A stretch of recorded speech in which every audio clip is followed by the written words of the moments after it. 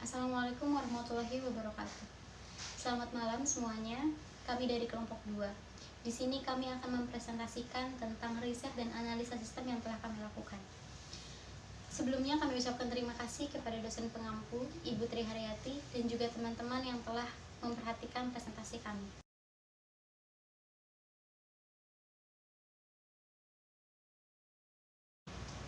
Beberapa waktu lalu kami telah melakukan riset ke salah satu perusahaan yang terletak di Jalan Husni Hamid, Karawang, yaitu CV-CMB. CV-CMB ini bergerak di bidang percetakan dan melakukan proses produksi berdasarkan pesanan, sehingga CV hanya memproses jika ada pesanan dari customer saja. Proses bisnisnya adalah calon customer akan datang ke PT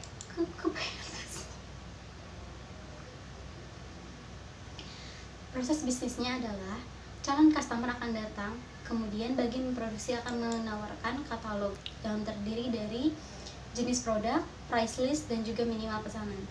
Setelah proses negosiasi dan customer menentukan pilihannya, maka bagian produksi akan membuatkan nota pesanan bahan baku sebanyak 2 rangkap.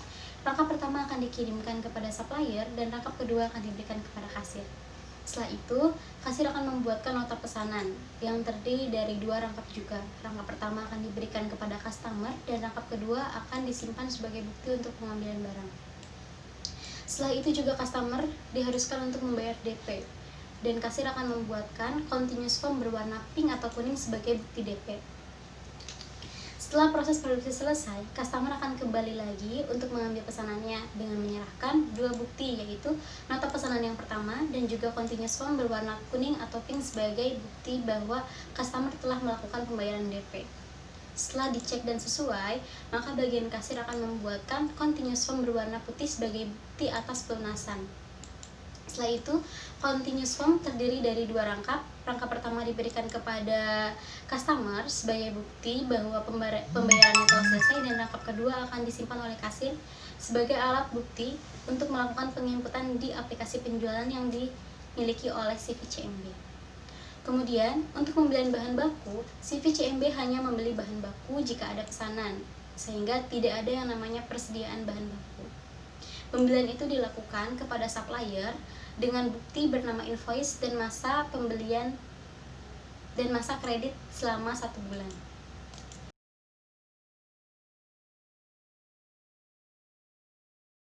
Selanjutnya ada activity diagram. Diagram activity jasa percetakan CMB. Pertama, customer melakukan pemesanan jasa cetak dan mengisi formulir pemesanan jasa cetak tersebut dan diserahkan ke bagian produksi.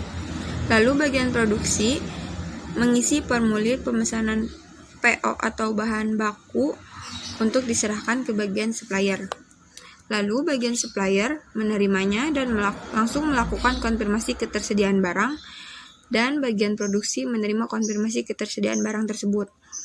Lalu bagian supplier menyerahkan barang dan invoice PO tersebut ke bagian produksi, dan bagian produksi menerima barang dan invoice PO tersebut dan langsung melakukan proses percetakan.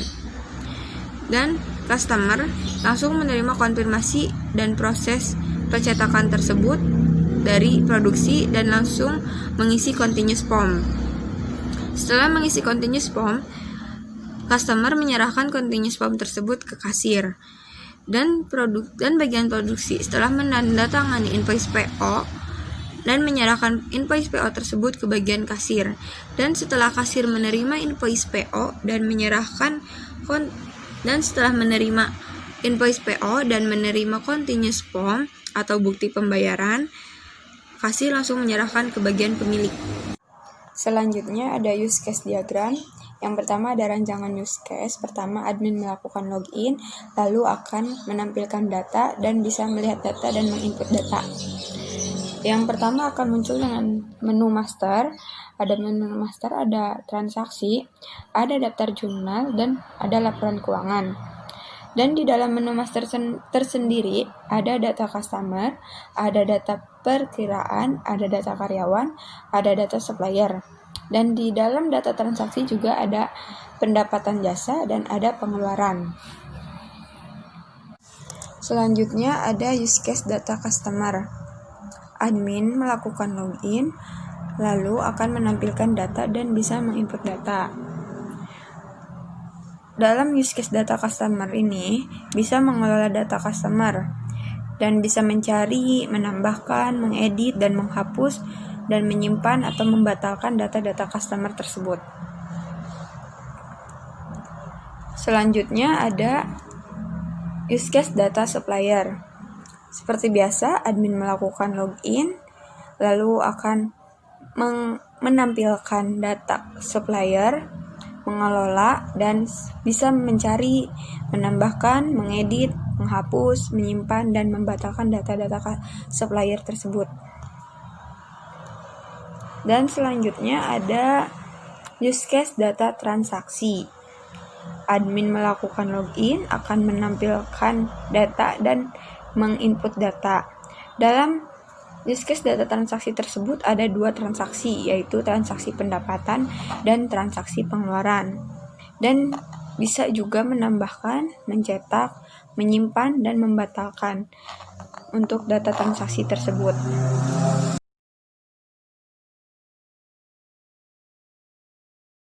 Selanjutnya, saya akan menjelaskan tentang ERD atau Entity Relation Diagram.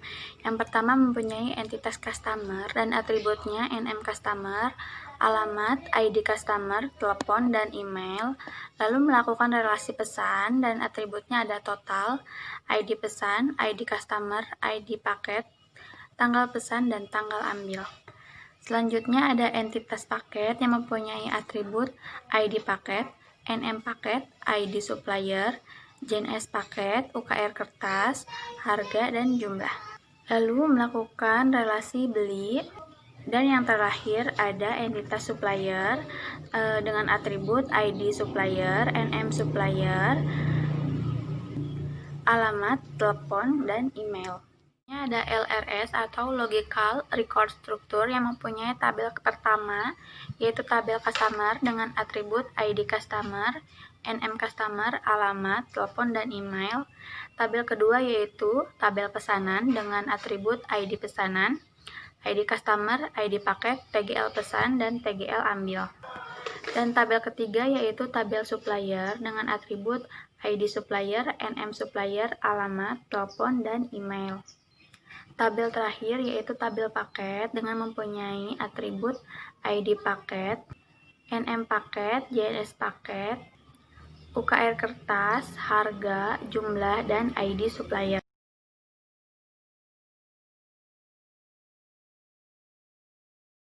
Kemudian di sini saya akan menjelaskan kelas diagram. Di dalam kelas diagram terdapat beberapa tabel. Yang pertama, tabel admin. Dalam tabel admin terdapat beberapa atribut, yaitu username dan password. Dalam tabel admin, kita dapat melakukan aksi, yaitu login. Kemudian, sistem. Sistem ini terdapat satu atribut, yaitu login, dan dapat melakukan aksi, menu display, dan login display. Kemudian, di sini terdapat tabel supplier, yang dimana atributnya terdapat 1 ID supplier, 2 nama supplier, 3 alamat, 4 telepon, 5 email. Di dalam supplier ini, kita dapat melakukan aksi edit, input, hapus, dan update. Selanjutnya, terdapat tabel paket. Dalam tabel paket terdapat beberapa atribut, yaitu ID paket, nama paket, jenis paket, ukuran kertas, jumlah, harga, dan ID supplier. Di dalam tabel paket, kita dapat melakukan aksi edit, hapus, input. Selanjutnya, terdapat tabel pesanan. Dalam tabel pesanan terdapat beberapa atribut seperti ID pesan, nama, ID customer, ID paket, tanggal pesanan, tanggal ambil. Dalam tabel pesanan kita dapat melakukan aksi input. Selanjutnya ada tabel customer. Dalam tabel customer terdapat nama customer, ID customer, alamat, telepon, email. Di dalam tabel customer kita dapat melakukan edit, input, hapus, dan update. Selanjutnya, saya akan menjelaskan sequence diagram. Yang pertama, terdapat sequence diagram login. Di sini, admin melakukan pengisian username dan password dalam form login. Kemudian, di dalam form login, melakukan validasi. Jika username dan password benar, maka akan dibawa ke menu utama. Jika username dan password salah, maka tetap akan pada form login. kemudian logout. Kedua, sequence diagram menu master. Admin akan dibawa pada menu utama. Di dalam menu utama, admin dapat pilih menu master. Di dalam menu master, admin dapat input data customer, input data supplier, input data pesanan, dan input data paket. Kemudian simpan, kemudian logout. Terakhir, sequence diagram transaksi. Di sini, admin akan dibawa pada menu utama, kemudian memilih menu transaksi. Dalam menu transaksi, kemudian admin dapat melakukan simpan dan cetak.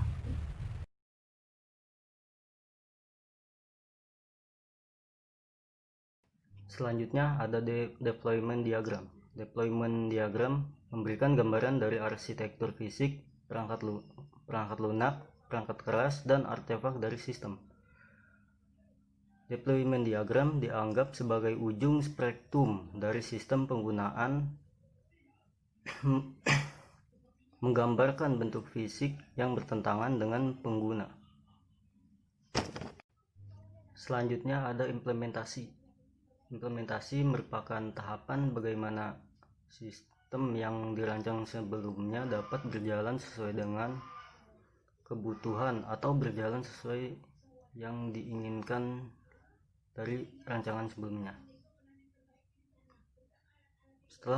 Setelah melalui tahap implementasi, selanjutnya dilakukan pengujian untuk membuktikan bahwa